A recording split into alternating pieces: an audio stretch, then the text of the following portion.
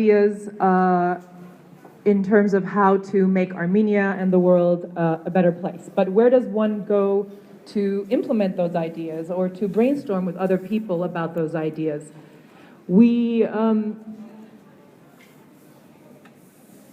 I thought I was technically a little bit more capable. Oh, here we go. It's just slow. Okay. So imagine if there was a space in Armenia where you could work with the best and brightest the country has to offer. And imagine if that space was connected to 70 other spaces around the world. Around the world. Around the world.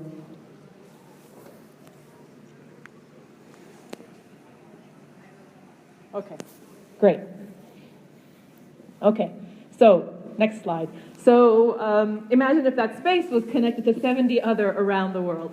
There are over 70 impact hubs around the world, and in order to open one in your city, you have to go through a fairly intense licensing process. So enter Impact Hub Yerevan, next slide. And here we are. After a year and a half of intensive working, we finally have our own impact hub, the first in this region, and one of the few in the former Soviet space. Next slide. And what is it? It's basically a home, a physical space for Armenia's innovators, social entrepreneurs, and change makers. Most impact hubs around the world, all impact hubs around the world, do this first thing. It's a space, programs and events, and community for people who want to change something in their society through social entrepreneurship, through social enterprise. What we are doing is adding one more thing. We are also adding the fact that we are interested in engaging the Armenian diaspora in a constructive way. So we're doing what all the other impact hubs are doing, but also creating a home for members of the diaspora who may want to engage the country to come to us first. And all of us with the same direction, with the same goal of working towards an Armenia that works for 100% of its residents. The types of people who are at the Impact Hub are all types of people from all kinds of sectors, from the IT sector, from the NGO sector, artists, business people, professionals, the diaspora, startups, investors. So the purpose of impact hubs are not to focus on one area, but actually to bring diversity of different areas into one place. And so what happens at impact hubs? Basically, we offer a working space, a workspace, whether it's an office or a desk, and all different types of membership levels. We offer all types of networking opportunities. So the purpose of impact hubs is to know what you're doing and to host you. So to be able to connect you with the right resources and people to increase the impact of your work. We also have a very, very strong community component.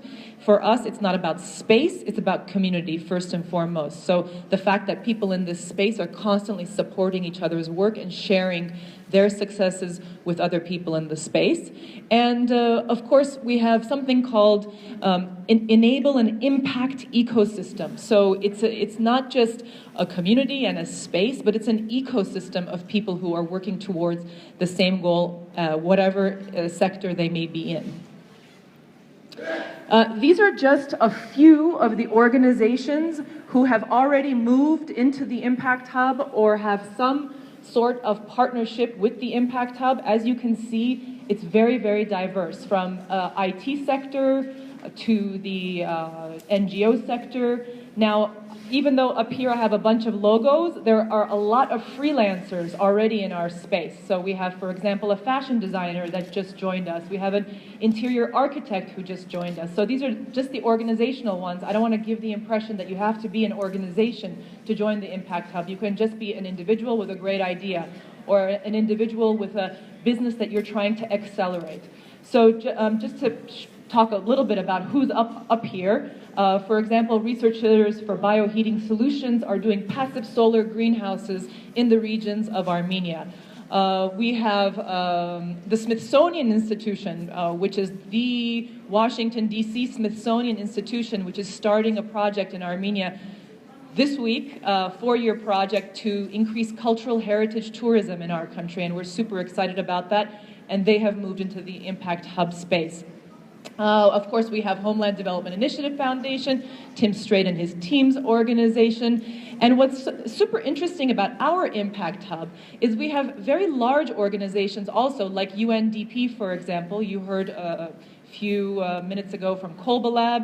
We have, for example, Children of Armenia Fund. Now, CivilNet, these organizations don't need office space, but the reason that they have decided to have a presence at the Impact Hub and have a desk at the Impact Hub is to be part of the community, to be part of the movement and moving and shakers and be there and also give back to the community, which is a very, very cool thing. It wasn't something that we had conceived of. It was something that these large organizations came and told us, that they also wanted to have a presence. So, for example, Children of Armenia Fund has 2 people that rotate through the Impact Hub. So quickly back to the diaspora issue, we believe that our most underutilized resource, the most underutilized resource that Armenia has is our diaspora. And so what we're hoping to do with Impact Hub is to create the place that diasporans who want to constructively engage the country but don't know where to stop there first. Tell us what they're interested in. Maybe they're interested in women's issues, maybe children's issues, maybe water and border villages. And for us to be the mechanism through which these people in the diaspora are able to engage the country in a constructive way, and to be able, through that constructive engagement, also change the narrative of the country and change the way that Armenia is talked about in the diaspora. Where are we? So we, as I mentioned, did a soft sort of opening a few weeks ago. We're on the top floor of the new AGBU building, which is on Melik Adamyan Street near the Republic Square Metro. We're super happy that our neighbors in the building are the Idea Foundation, 100 Lives Project, AGBU themselves, as well as the Luis Foundation. So this is what the space looks like in terms of the floor plan. And the only reason I show you this is because it was very, very important for us to create a space where collaboration is inherent in the design, right? So sometimes we've given tours to people and they walk in and they see that everything is glass, everything is transparent. It's almost difficult to have a secret meeting at the Impact Hub. And the purpose of this is to, within the design, pull together the idea that Areg earlier talked about, that none of us are hiding what we're doing. The whole purpose of this ecosystem is to share. And in the middle section, if you come to the Impact Hub, you'll see lots of teams that are sitting in different spots in the middle. And around the outside spots are the offices that we call the anchor members. So nobody at the Impact Hub is a tenant, everybody is a member. The anchor tenants, anchor members, I should say, support the ecosystem in the middle. Okay, sustainability. So you heard earlier, Sergei Tantushian talked about the fact that they invest in projects, they give a gift in the beginning, and then they expect the organization or the startup or the business to be sustainable. This is how we sustain ourselves. We ask every member of the Impact Hub to pay a membership fee, and you choose what membership fee works for you. So for example, our offices, all of whom have committed to be at the Impact Hub for at least 1 year, pay a membership fee, as does the person who shows up with their laptop and works there for 40 hours a month, okay? So that's how we sustain ourselves. All of the membership fee go back into our operational expenses and the expenses of running the space. Quickly, how we work as a network. So as you know, Impact Hub is one of 80 Impact Hubs around the world.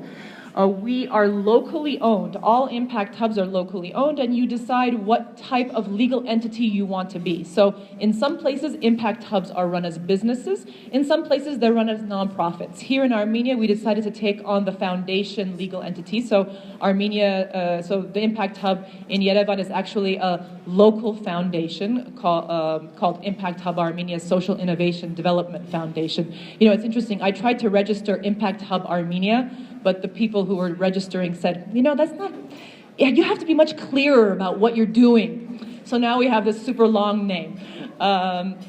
And what's interesting is that we own, Impact Hub Armenia is one of 80 that owns basically we're a cooperative. We also own the brand and we own the intellectual property. So if somebody sitting at Impact Hub Singapore creates a program, we have absolutely every right to take that program. It's our intellectual property as much as it is Singapore's intellectual property, and to recreate and to redo that program here. So the sharing mentality and the sort of the feeling that everything that is mine is also yours is something that we have wholeheartedly adopted from the Impact Hub network. We can go on.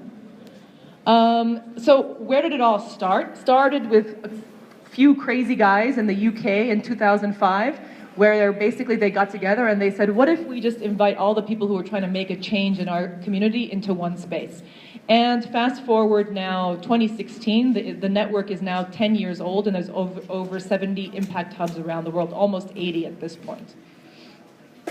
In terms of, just go back one, in terms of, this is a little bit old, but now there's about 13,000 members around the world.